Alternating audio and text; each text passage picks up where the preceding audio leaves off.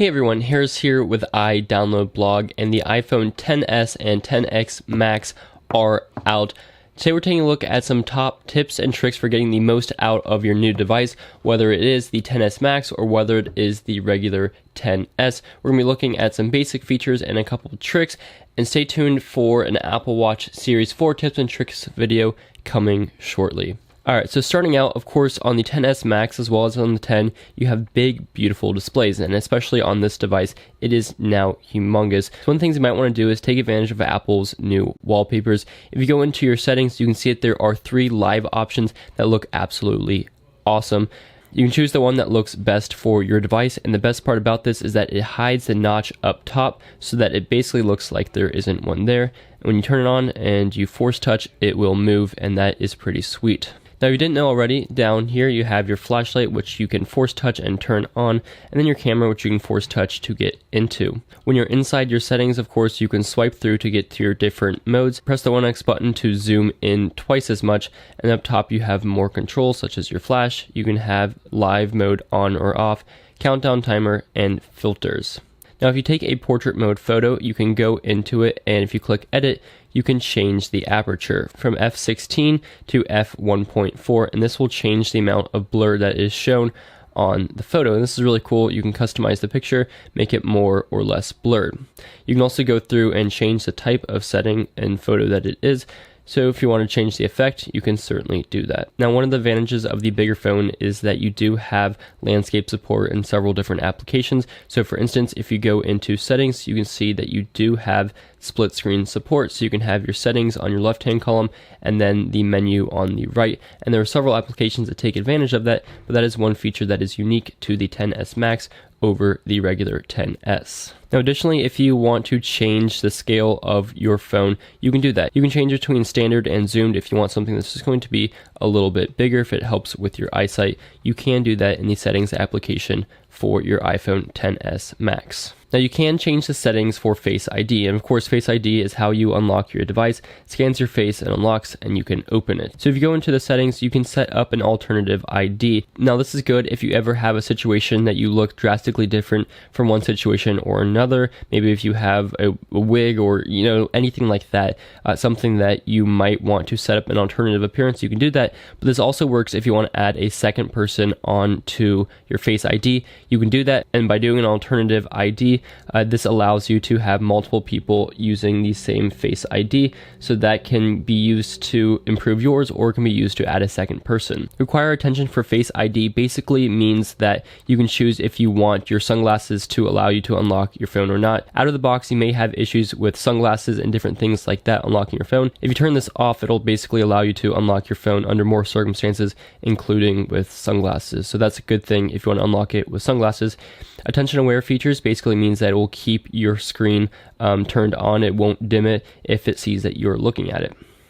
And you can choose what you have access to when your phone is locked. For instance, when the phone is locked right now, and if I swipe down to Control Center, I can get there. But you can turn that off so that when you go back in while your phone is locked, you will not have access to Control Center, so those settings are up to you. Additionally, one cool feature is that if you go into your notifications, you can choose which apps show previews when your device is unlocked. So for instance, if you have a phone call and you don't want people to be able to see who called you while your phone is still locked, you can change that setting. So here, this will show a preview all the time. So if your phone is locked, it'll tell you what the notification is. This setting tells you what the app is from, but that it won't unlock until it scans your face.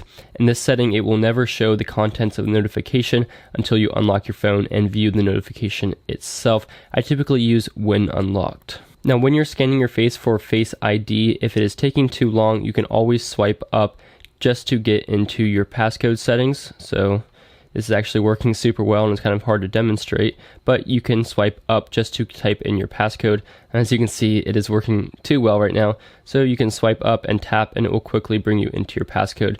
But again, it's just working super fast. Now, one of the most powerful features of the XS and XS Max would be the camera. And if you go into the camera settings, you can choose what you want to record in, different resolutions and different frame rates. 60 frames per second will be smoother but take up more space, and of course you can choose the resolution, and it will tell you how much each will take up in terms of file size. There's also a new low light frames per second setting, so that if it detects that low light performance might be hindered, it will change the frame rate to try to improve your video. And now there's the option to record stereo sound, so that is new if you're interested in that.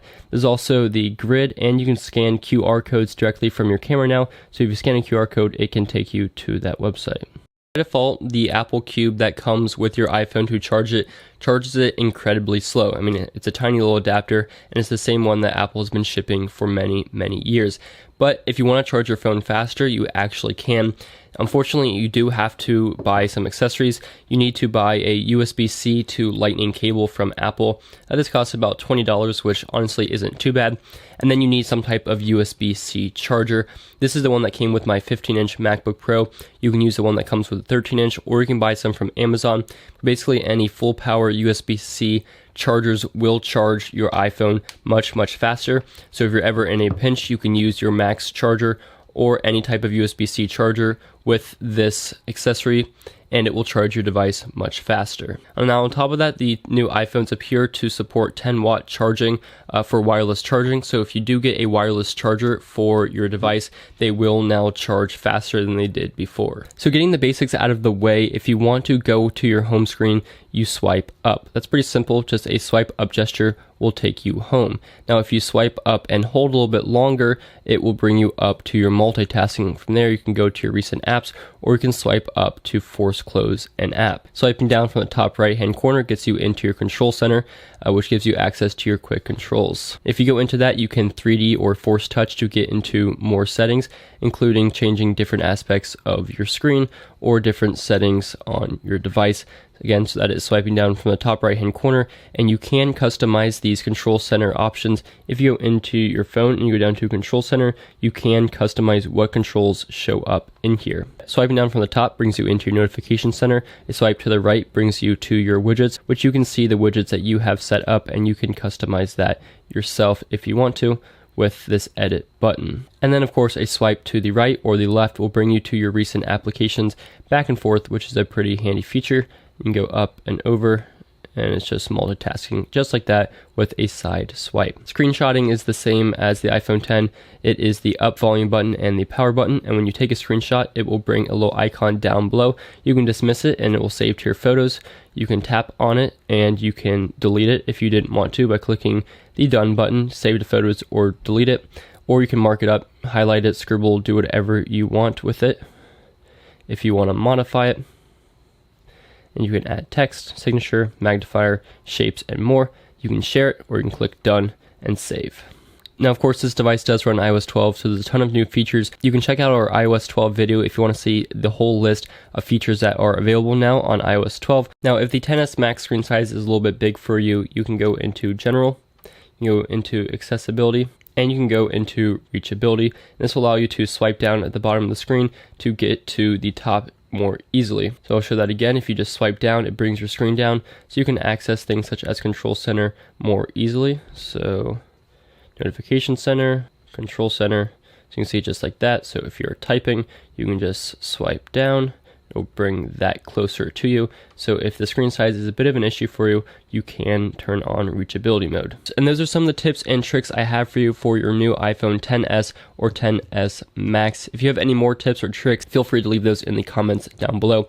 Again, stay tuned and subscribe for more videos coming soon. If you want to see a full unboxing and review of both the XS Max and the iPhone XS, let me know with a comment and a like down below, and I will do that for you if requested. Anyway, thanks for watching. This has been Harris with iDownloadBlog.com. See you guys in the next one.